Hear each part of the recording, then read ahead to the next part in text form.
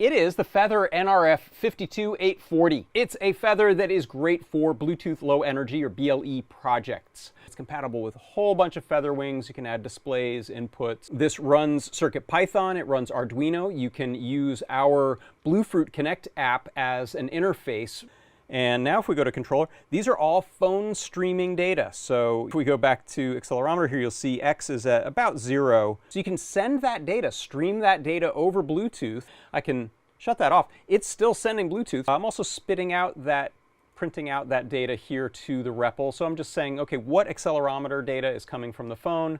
And then let's just highlight that roll value, that X roll value, which is what I'm using to light up the LEDs. That right there is the product pick of the week this week. It is the Feather nRF52840 with BLE.